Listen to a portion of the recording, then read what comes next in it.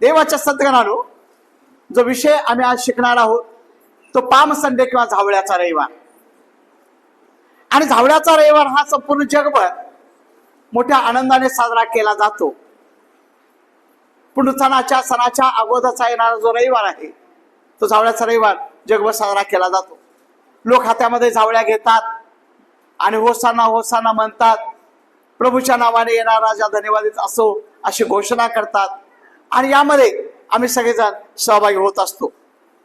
लूका वर्तमान 19 अध्याय त्याच्या वचन 28 पासून 39-25 आपण ऐकणार आहोत. लूका वर्तमान 19 अध्याय वचन 28 पासून 39 पर्यंत. मुख्य विषयाकडे जाण्याच्या अगोदर प्रभू येशू ख्रिस्ताचं असणारा जे यरूशलेमातला प्रवेश आहे तिथं जाण्याच्या अगोदर आम्हाला काही इतिहास पाहावा लागेल. आता इतिहास असा आहे की प्रभू येशू ख्रिस्त यरूशलेमेकडे चालला. लुकाचं शुभवर्तमान 17 अध्याय वचन 11 आम्हाला पाहायला मिळतं. लुकाचं शुभवर्तमान 17 अध्याय वचन 11 आम्हाला पाहायला मिळतं. मग असे झाले की तो यरूशलेमेकडे चालला असता शमरोनी व गलिलामधून गेला. बस, येशू ख्रिस्त जन्माला आला बेथलेहेमामध्ये, तो वाढला नासरेत मध्ये, कार्य केलं गालिल प्रांतामध्ये. आणि हे सगळं करत असताना त्याची नजर यरूशलेमेकडे होती. त्याचं लक्ष यरूशलेमेकडे होतं.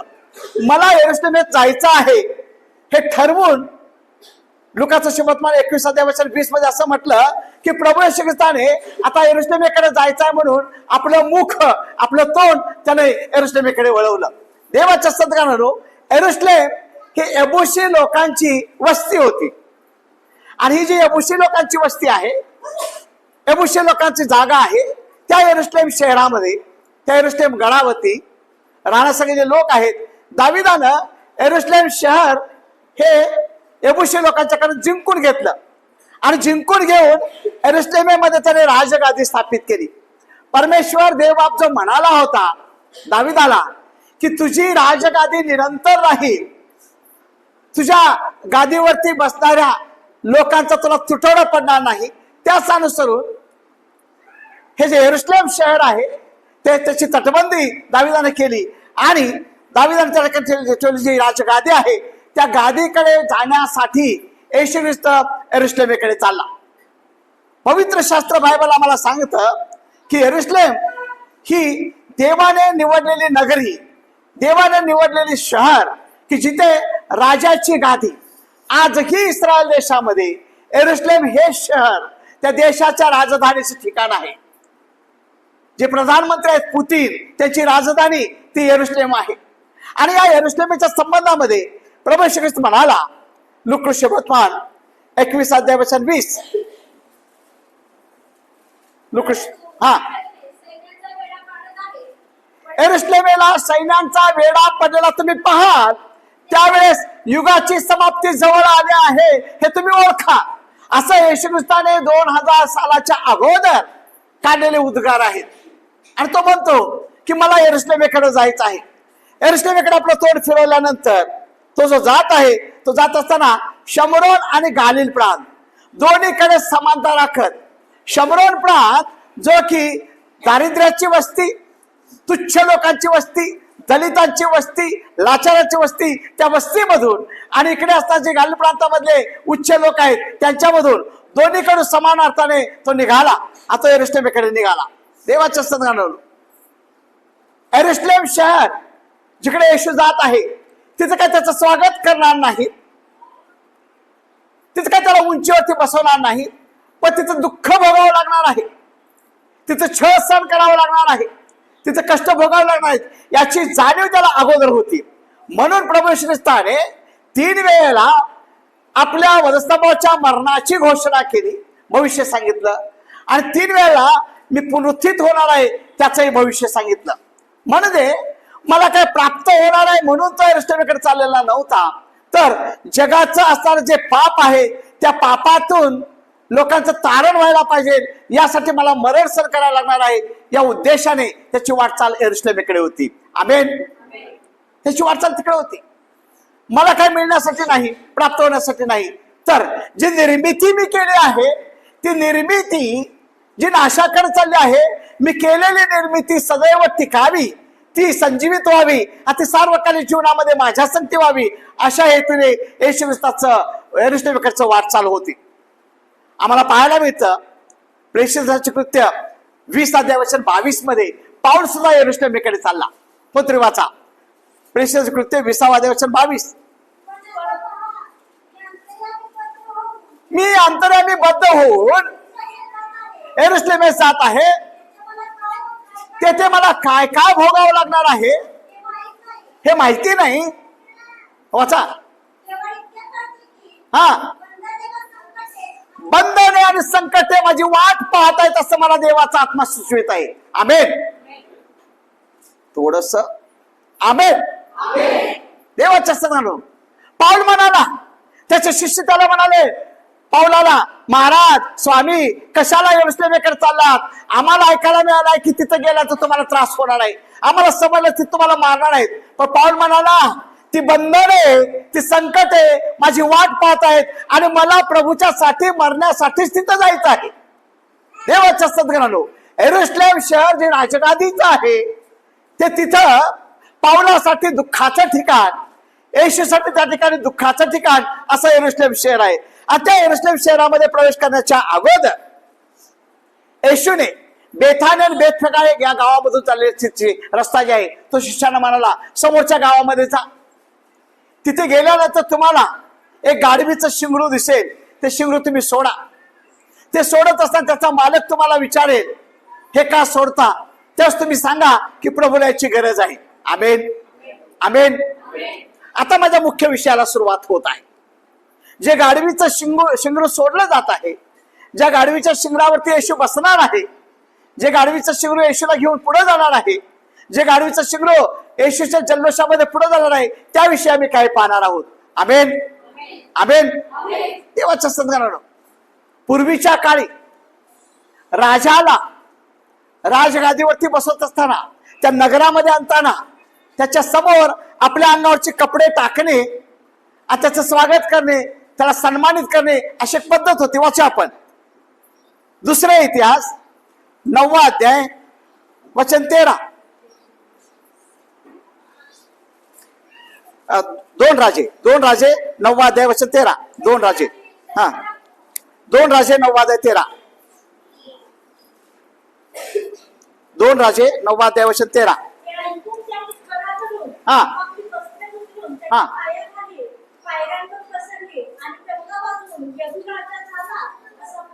बस. आमेन. यहू नावाचा तो तरुण, तो राजा झाला इस्रायलाचा. हे लोकांना कळालं, त्याच्या सवंगड्यांना कळालं. त्यावेळेस त्याने राजाच्या समोर आपल्या अंगावरची जे वरची कपडे आहेत ते टाकली आणि त्याचा जय जयकार केला. प्रभू येशू ख्रिस्त जो राजांचा राजा आहे, जगातले राजे सोडा, हा तर स्वर्गीय राजा आहे, आणि तो राजा इकडे येत आहे तर त्याचाही तो सन्मान व्हावा अशी लोकांची धारणा होती. आणि मग येशू म्हणाला, लुकाचं शुभवर्तमान 19 अध्याय वचन 30 मध्ये वाचा. तुम्ही समोरच्या गावात जा, हा. तेथे जागाच्या जागावर कोणी कधी बसले नाही, हा. असे एक शिंगरू बांधलेले तुम्हाला आढळेल, हा. ते सोडून आणा. बस. नवीन शिंगरू, ज्याचा वापर याच्या अगोदर कोणासाठी कशासाठी झाला नाही, कोण बसण्यासाठी नाही, माती ओढण्यासाठी नाही, विटा उचलण्यासाठी नाही, गाडगी मडकी वाहून येण्यासाठी झालेलं नाही, कशासाठी झालेलं नाही, असं नवं कोरं शिंगरू देवाच्या सद्गुणानं परमेश्वर देवाची ती इच्छा आहे आमच्याकडून. आमचं जे जीवन आहे ते आमचं जीवन नेहमी या जगाच्या बरबटलेल्या गोष्टीतून बाहेर यावं, ते नवीन असावं. संत पौल म्हणाला, रूपांतरित केलेले तुम्ही आहात. आम्ही सगळेजण रूपांतरित केलेले आहोत. प्रभू येशू ख्रिस्ताच्या वधस्तंभावर ओतलेल्या तारणाच्या रक्तामध्ये शुद्ध पावलेले आम्ही त्याचे संतगण आहोत, विश्वासाने आहोत. तर मग आमचं हे नवीकरण हे प्रभूला सामोरे जावं, त्याला गौरवासाठी प्रेझेंट व्हावं. आमेन. आम्ही जगापासून वेगळे केले आहोत. जगात आम्ही राहतो, जगातला श्वास आम्ही घेतो, जगातलंच अन्न आम्ही खातो. असं जरी असलं तर येशू म्हणाला, मी तुम्हाला जगापासून वेगळं केलं आहे. जग सैतानाच्या आधिपत्याखाली आहे, त्याच्यावरती विजय मिळवणारा मी आहे आणि मी तुम्हाला वेगळं केलं आहे, मी तुम्हाला नवीन केलं आहे. आमेन. नवीन शिंगरो ज्याच्यावरती कोणी बसलं नाही ते सोडून आणलं, ते तिथं ठेवलं आणि ते आल्यानंतर मग प्रभूषण त्याच्यावरती बसवण्यात आलं. दुसरा त्यातला भाग असा, वचन 31 वाचा त्यातलं. एक रास सोडता हम्म. आणि कोणी तुम्हाला विचारले हा. तर तुम्ही प्रभूला याची गरज आहे असे सांगा. येशू ख्रिस्त म्हणाला, त्या गावात तुम्ही जाल, ते शिंगरू सोडाल, सोडत असताना त्याचा मालक येईल आणि तो विचारेल तुम्ही हे का सोडता, त्यावेळेस तुम्ही त्याला उत्तर द्या प्रभूला याची गरज आहे. आज 2026 सालामध्ये हे एप्रिल महिन्यामध्ये पुन्हा एकदा जावळ्याच्या रेवाचा संदेश ऐकत असताना आम्ही स्वतः देवाला म्हणावेत, प्रभूला म्हणावेत, प्रभू मी तुझ्यासाठी गरजेचा आहे काय? प्रभूला आमची गरज आहे, प्रभूला आमची गरज आहे. जे ज्ञान त्यानं आम्हाला दिलं आहे त्याची प्रभूला गरज आहे. जे दान आम्हाला दिलं असेल, भले तबला वाजवायचं, स्वरपेटी वाजवायची, गाणी म्हणण्याची, प्रार्थना करण्याची, जे काही दान दिलं असेल त्याची प्रभूला गरज आहे. देवाच्या सदानो प्रभू तो म्हणतो हो यशाच्या पुस्तकामध्ये, कोण जाईल ह्या पापी जनांचा तारण होण्यासाठी, शुभवर्तमान करण्यासाठी कोण जाईल? कोण माझं नाव पुकारा करेल? आणि आम्ही सगळेजण जे ऐकणार आहोत, 100 वर्षाची असणारी आमची ही मंडळी आहे. तर या मंडळीमधून देव म्हणतो की मला तुमची गरज आहे. लहानातल्या लहान लेकरांच्या पासून ते वयोवृद्ध लोक ज्यांनी अधिक पावसाळे खाल्ले आहेत, यांची गरज प्रभूला आहे. आमेन. जर एखादी इमारत बांधायची असेल, तो जो चिरा घडलेला असतो, दगड घडलेला असतो पाथरवटाने, तो दगड नीट रेषेत बसण्यासाठी, ओळंब्यामध्ये येण्यासाठी एक छोटीशी कपरी त्याला खाली लावावी लागते. कदाचित प्रभूचं नाव उंच करण्यासाठी आम्ही भले ज्ञानाने मोठे नाहीत, आम्ही शक्तीने मोठे नाहीत, बलाने मोठे नाहीत, तरी पण आम्ही काहीतरी काम करू शकतो जिथं आम्हाला प्रभूला उंच करता येईल. आमेन. आणि मग हे जे गाढव सोडवण्यात आलं, ते सोडलं, ते घेतलं. ते सोडत असताना त्या गाढवाने, शिंगराने कोणती तक्रार केली नाही. आमेन. हालेलुया. प्रभूच्या कामामध्ये आम्ही पुढे जात असताना आम्ही त्या कामाच्या विषयी तक्रार करणार नाही, आम्हाला दिलेल्या जबाबदारीच्या विषयी तक्रार करणार नाही.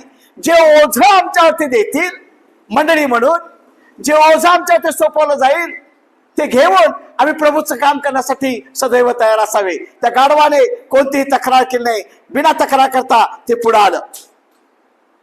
नेहमी आमच्या जीवनामध्ये प्रभूला उंच करण्यासाठी जे जे आमच्यावरती जबाबदारी येईल ते पार पाडण्यासाठी आम्ही तयार असावे. जे नवीन गाढव आहे, ते नवीन गाढव ज्याच्यावरती काही बसलेलं नाही, तिकडे आम्ही पाहिल्यानंतर आम्ही जबाबदारी स्वीकारत असताना 2 प्रकारच्या जबाबदारी आम्ही सांभाळू शकत नाही. येशू सुद्धा म्हणाला, कोणा एका माणसाला 2 धन्याची चाकरी करता येणार नाही.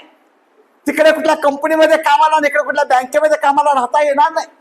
त्याप्रमाणे आम्ही थोडा वेळ प्रभूपाशी प्रभूचं काम आणि बाहेर गेल्यानंतर सैतानापाशी सैतानाचं काम करू शकत नाही. ते गाढव, नवीन गाढव, येशू त्याच्यावरती बसल्यानंतर त्यानं बाकीचं काही काम केलं नाही. आमेन. आणि म्हणून हा माझा दुसरा मुद्दा आहे की गाढवाने कोणती तक्रार केली नाही. पुढे वचन आपण वाचूया. वचन 35, 19-35, लूक 19-35. मग त्यांनी येशूकडे आणले आणि त्यांनी बसलेल्या शिखरावर घालून त्यावर येशूला बसवले. माझा तिसरा मुद्दा आहे, गाढव नेहमी आपल्या कामाशी आणि मालकाशी प्रामाणिक असतं. आमेन.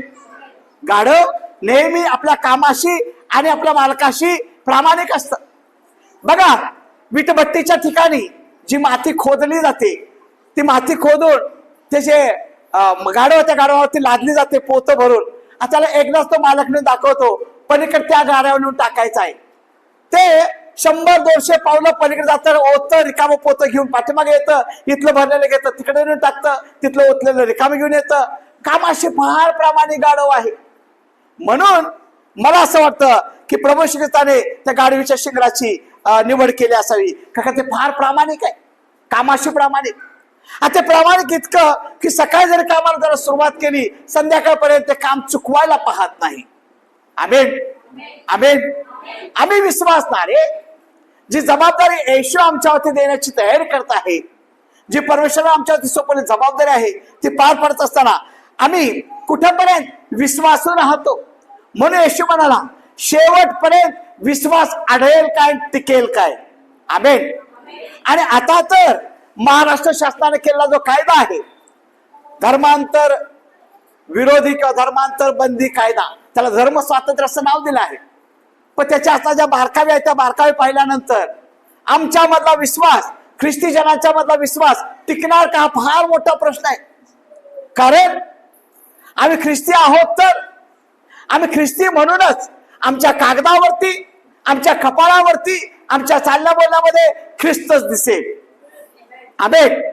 असं असेल तर कागदावरती माझ्याकडे वेगळं आणि कपाळावरती माझ्या ख्रिस्त असं चालणार नाही. आणि म्हणून विश्वासामध्ये खंबीर राहून विश्वासाच्या द्वारे अविश्वासू लोकांना ख्रिस्ताकडे आणण्याची जबाबदारी आमच्यावरती आहे. आमेन. आम्ही कामाशी प्रामाणिक राहूयात आणि मालकाशी प्रामाणिक राहू. आमचा मालक स्वर्गामध्ये आहे. आमचा मालक स्वर्गामध्ये आहे आणि त्याच्यासाठी आम्ही प्रामाणिक. बरीचशी माणसं जी काम करणारे असतात, नोकरीवरती असोत किंवा शेतीवाडीमध्ये असोत, ते मालकासाठी प्रामाणिक राहतील असं काही सांगता येणार नाही. कधी काय मालकाला दगा देतील हेही सांगता येणार नाही. तसं ख्रिस्ती माणसं सुद्धा बऱ्याच वेळा मालकाच्या संगती दगाबाज करण्याची शक्यता आहे. पण गाढव मात्र आपल्या मालकासाठी दगाबाज करत नाही. आमेन. हालेलुया. आणि मग चौथा माझा मुद्दा आहे, तो चौथा मुद्दा असा आहे की यशाचं पुस्तक 1 अध्याय वचन 3. यशाचं पुस्तक 1 अध्याय वचन 3. बैल आपल्या धनाला ओळखतो, गाढव आपल्या मालकाचे ठाण ओळखते, पण इस्रायल मात्र निर्मात्याची ओळख विसरला. आमेन आमेन आमेन. परमेश्वर देव म्हणाला ज्या बैलाला मी निर्माण केलं आहे ते बैल आपल्या धन्याचा गोठा ओळखत. ज्या कोंबडीला मी निर्माण केलं आहे ती कोंबडी आपल्या धन्याचा खुराड ओळखत. पण ज्या माणसाला मी निर्माण केलं आहे ते मात्र माझं घर ओळखत नाही. आमेन. गाढव जे आहे ना, आमच्याकडे वीटभट्टी आहे आणि 5-50 एकरामध्ये ती वीटभट्टी आहे. इथे गाडा असेल तिथं काय गाढवं असेल त्याचा मालक असेल, पुढे दुसरा मालक दुसरी गाढवं, तिसरा मालक तिसरी गाढवं, एवढी गर्दी आहे.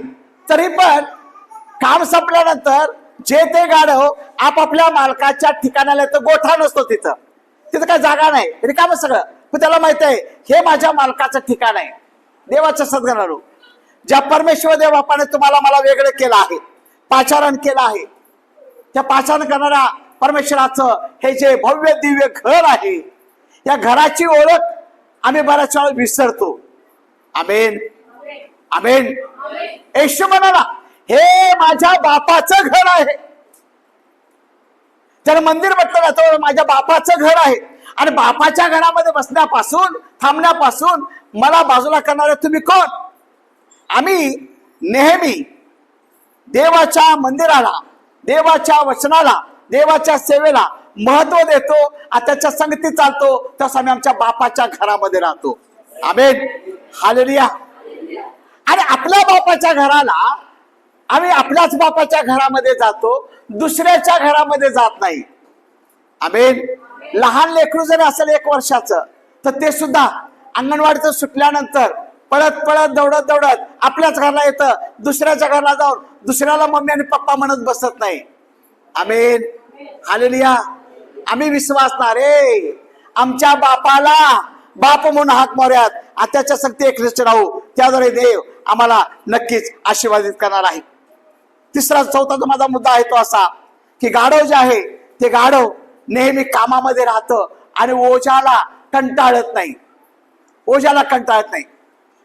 50 किलोची माती असू दे ते घेऊन जात,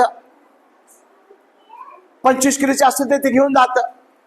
आणि वीट भरल्यानंतर त्या गाढवाला तो एकदा मालक सांगतो, हे पाठीवरचं घेऊन पहिली पायरी, दुसरी पायरी, चौथी पायरी, तुम्ही तिकडे गेलात विटभट्टीकडं, ती 50-100 पायऱ्या चढून वरती जातं, तिथं त्या विटा देतं आणि पुन्हा त्या पायरीनं खाली येतं. कधी जाऊन विटभट्टीवरती बघा, भरलेल्या विटा ते घेतं, कच्च्या विटा, आणि वरती नेऊन टाकतं, पाठीमागे येतं. कंटाळत नाही, अजिबात कंटाळत नाही. आम्ही मात्र एक दिवस संडेचा, एक दिवस रविवारचा, व तोही असा कंटाळवाना, आमेन आमेन, असा कंटाळवाना.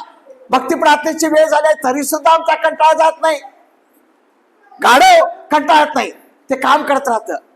आणखी गाढव जे आहे ते कामात असताना ओरडत नाही. Praise the Lord. गाढव कामात असताना ओरडत नाही, गाढव कामात असताना लाथा मारत नाही.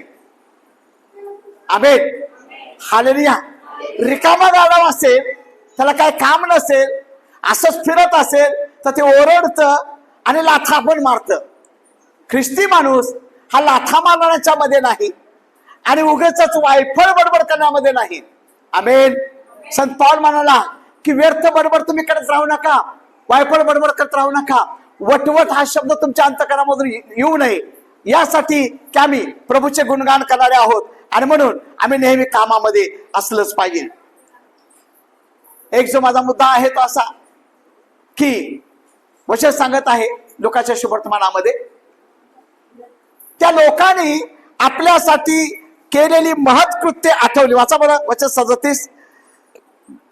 तू यहुदाचा राजा असलास तर स्वतःला वाचव. हा तो जैतुनाच्या डोंगराच्या हा. वरतीवर पोहोचला.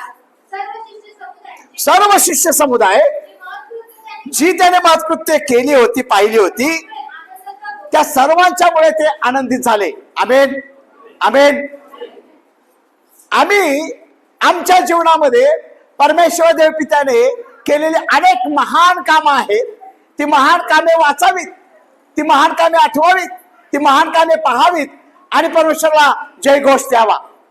आम्ही जे आहोत, दावीद राजा म्हणाला, देवाने मला धुळीतून उचललं आणि अधिपतीच्या पंक्तीत बसवलं. आणि म्हणून तो दावीद 23 स्तोत्र खूप सुंदर रीतीने लिहितो आणि 130 स्तोत्रामध्ये तो म्हणतो, हे माझ्या जीवा तू परमेश्वराचा धन्यवाद कर, कारण मी कोण होतो, माझी काय लायकी होती, माझी काय पात्रता होती, माझी काय योग्यता होती. मी मेंढरं राखणारा, रानात भटकणारा, पण तिथून मला देवाने उचललं आणि 7.5 लाख इस्रायलाचा मला राजा केला आहे. आमेन. जर रोज आम्ही आमच्या जीवनात देवाने दिलेले जे अनेक आशीर्वाद आहेत ते आठवावेत. ते आठवत असताना आम्ही आमच्या लेकरा बाळाच्या समवेत प्रभूचा गौरव करावा, प्रभूला धन्यवाद द्यावेत. Praise the Lord, praise the Lord. आई वडील म्हणून लेकरांच्या जीवनामध्ये झाल्या सर्व चांगल्या गोष्टीबद्दल लेकरांना त्याचं ज्ञान द्यावं, ती सांगावं, त्याला घेऊन आम्ही मंदिरामध्ये यावं, त्याला घेऊन आम्ही देवाचा जयघोष करावा. आमेन आमेन. देवाच्या सत्कारानं आम्ही हे विसरलो की आमच्या लेकरांच्या जीवनामध्ये देवाने अनेक चमत्कार केले असतील, त्याला चांगले मार्क्स दिले असतील, चांगली नोकरी दिली असेल, चांगली छोकरी दिली असेल, चांगलं घर दिलं असेल. असं असताना आम्ही ते सगळं विसरलो. मुलगा कुठे जातो, मुलगी कुठे जाते, काय काम करतात काही माहिती नाही, आणि आम्ही आई वडील फक्त चर्चमध्ये येतो आणि मुलं चैनबाजीमध्ये गुंतले आहेत. आमेन. इथे ह्या शिष्याने आठवलं, येशूने आम्हाला डोळे दिले आहेत, मुक्याला बोलायला दिलं, बहिणाला ऐकायला दिलं, तर लग्न उड्या मारायला लागला. हे आठवलं आणि आठवून त्याने जयघोष केला. आमची स्तुती येणाऱ्यांना काय आहे, सांगत आहेत म्हणून एवढा म्हणायचं आहे, बोलत आहेत तेवढा मी म्हणायचं आहे. Amen hallelujah. ज्यावेळेस आम्ही आठवतो देवाने माझ्यावर केलेले अनेक उपकार, अनंत उपकार, त्यावेळेस मी शांत राहत नाही, मी गप्प राहत नाही, तर मी उडी मारून देवाचा गौरव करतो. Amen hallelujah. या लोकांनी प्रभू येशू ख्रिस्ताच्या चिन्ह चमत्काराची आठवण घेतली आणि आठवण करून मग ते म्हणाले की होसाना होसाना, आणि प्रभूच्या नावाने येणारा राजा धन्यवाद देत असो. ज्या देवाने दाविदाला खात्री दिलेली होती की मी तुझ्या राजगादीवरती संतती कायम राखीन, त्या प्रभू येशू ख्रिस्ताला त्या राजगादीवरती यायचं होतं. आणि म्हणून तो यरूशलेमेमध्ये आला. यरूशलेमेमध्ये तो राजगादीवरती बसण्यासाठी नाही, तर तिथे सैतानाचं डोकं ठेचून विजय पावून राज्य करण्यासाठी आला. Amen hallelujah. एक राजाने दुसऱ्या राजावरती विजय मिळवल्याशिवाय त्याला राजसत्ता स्थापन करता येत नाही. छत्रपती शिवाजी महाराजांनी आदिलशाह, निजामशाह, औरंगजेब, कुतुबशाह या सगळ्यांच्यावरती विजय मिळवला, म्हणून महाराष्ट्राचं हे राज्य त्यांनी उभं केलं. आम्हालाही प्रभूचं राज्य करण्यासाठी विजयी जीवन जगायचं आहे, विजयी जीवन जगायचं आहे. येशू ख्रिस्त एरुशलेममध्ये आला तो विजय प्राप्त करण्यासाठी. आमेन. ख्रिस्ताला अगोदर माहिती होतं मी तर मरणार आहे, मला फटके मारणार आहेत, सुळावरती देणार आहेत, खिळे मारणार आहेत, मग तो पळून गेला नाही. तो म्हणाला हे माझं काम आहे, कारण मला अनेकांच्यासाठी या जगामध्ये मृत्यू पावायचा आहे आणि त्याच्यावरती विजय मिळवायचा आहे. आमेन. हालेलुया. प्रभू ख्रिस्ताने मत्तेकृष्ण वर्तमान 28 18 19 मध्ये आम्हाला एक आज्ञा दिली आहे. वाचा बरं मत्तेकृष्ण वर्तमान 28 वचन 18 19.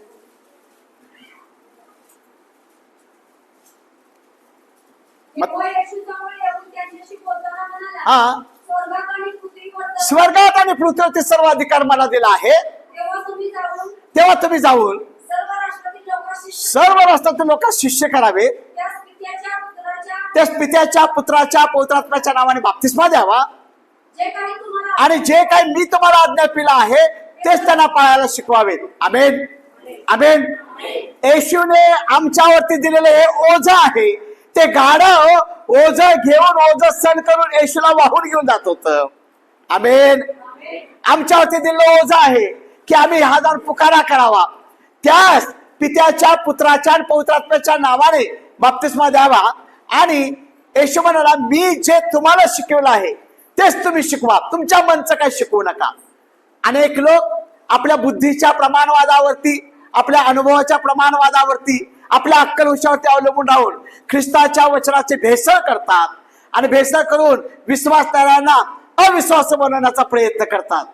आमेन. हालेलुया. आणि म्हणून आम्ही सांभाळावेत, म्हणून आम्ही सांभाळावेत, आम्ही काम करावे.